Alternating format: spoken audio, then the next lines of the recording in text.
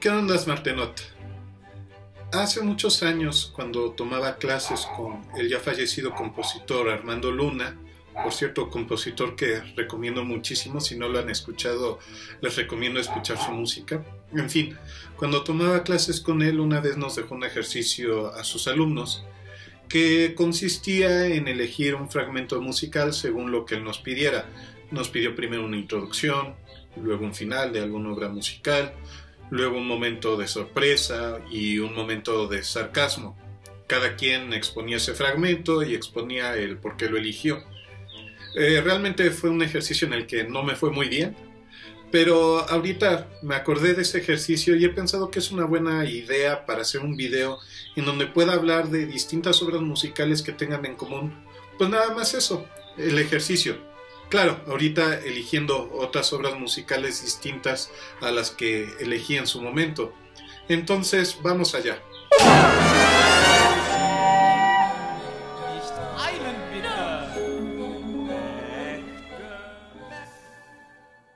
Pensé en muchas introducciones. Personalmente me gustan mucho aquellas donde la música emerge de una bruma. Son muchas y todas me gustan por la misma razón. Daphne Cicloide de Ravel, El mar de Debussy, El príncipe de madera de Bartók, El preludio del oro del Rin de Wagner y un largo etcétera. Pero pensé en elegir algo distinto. Mientras que todas esas introducciones parten, y de un modo maravilloso, de un gris oscuro con matices difusos, pensé por el contrario en algo que partiera de un trazo en el vacío, en un lienzo blanco, como es el inicio de la consagración de la primavera de Stravinsky.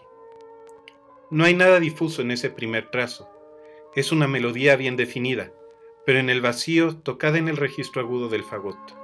Y sí, desde el inicio la obra se plantea ser desconcertante. El fagot hace un primer llamado en el amanecer. El corno inglés, en un registro más grave que el fagot, es el primero en responder al llamado del fagot. Poco a poco se añaden más instrumentos, algunos como animales, como el clarinete bajo, que bien podría ser un reptil. La orquestación prescinde casi en su totalidad de las cuerdas, usando puntuales pizzicatos, un trino y solistas con armónicos para dar un fondo que más que difuso es una luz tenue, pero definida. Con un contrapunto complejo, en donde las líneas, como el agua y el aceite, no se mezclan, sino que se superponen en una maraña, pero una maraña seca, donde el fondo es la luz, que dan los armónicos de las cuerdas solistas. En palabras de Stravinsky, un enjambre de flautas de primavera. La maraña se interrumpe, dejando solo al primer trazo del fagot, y prepara el siguiente número.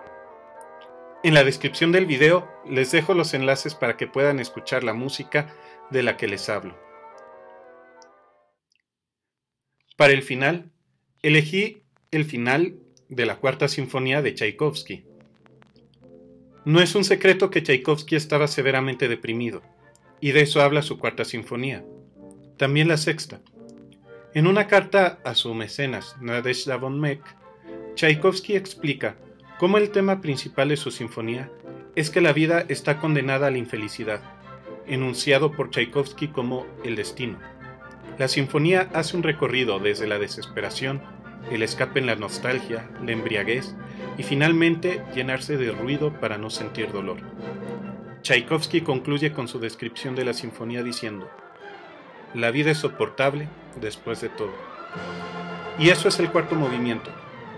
Tchaikovsky llenándose de ruido para no sentir dolor. Elijo este final porque expresa una emoción más compleja que la simple alegría, tristeza, miedo o enojo. En momentos de ese ruido emerge la nostalgia o la desesperación, pero son acallados muy rápidamente por el ruido. Incluso en un momento vuelve el tema del destino, del primer movimiento, para recordarle al compositor que está condenado a la infelicidad, por más ruido que mete en su vida. Hay un momento particular en los últimos compases, poco antes de que sea inminente la cadencia fa mayor, en los que las cuerdas repiten un movimiento escalístico descendente de 4 notas sobre un acorde de re bemol mayor, que no es sino una desesperación, un deseo de huir a quién sabe dónde, y ese re bemol aparece como nota incómoda durante los siguientes compases, echando a perder el estruendoso gozo al que se abandona Tchaikovsky.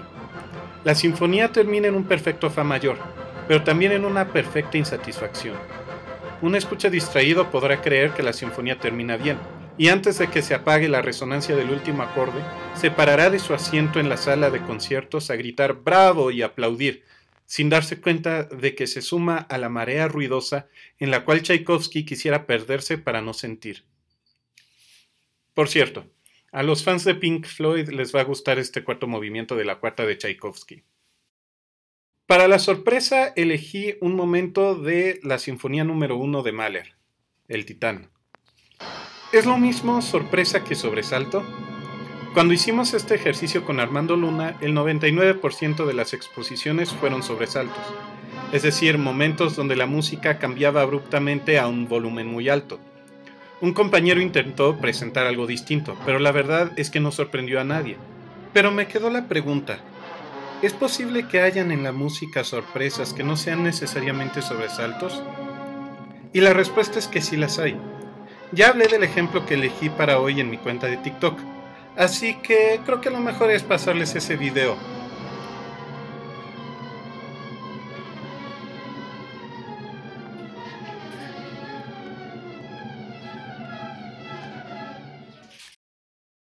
Explicación hiper simplificada de lo que es una modulación.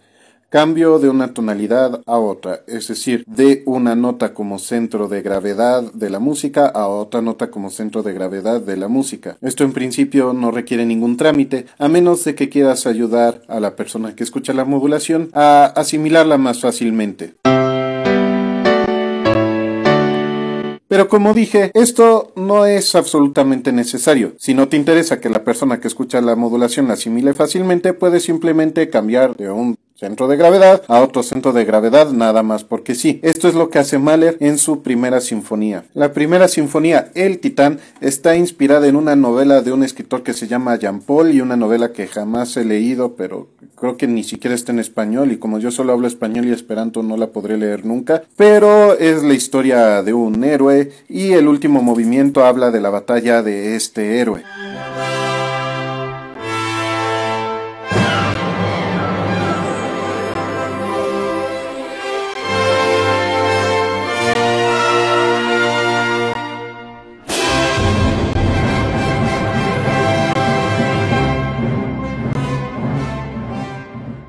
Todo bien hasta el momento, excepto porque edité el audio para quitar la modulación. Realmente lo que hace Mahler es que de pronto hace que toda la orquesta que está en Do mayor haga como que va a resolver a Do mayor y de repente corta con un silencio abrupto y todos caen a Re, como si hubiera transportado a toda la orquesta un tono arriba. Por lo tanto, la victoria del héroe, en lugar de ser una mayor victoria por alcanzar un tono superior, se convierte en una victoria fracasada. Es un efecto dramático muy inteligente por parte de Mahler.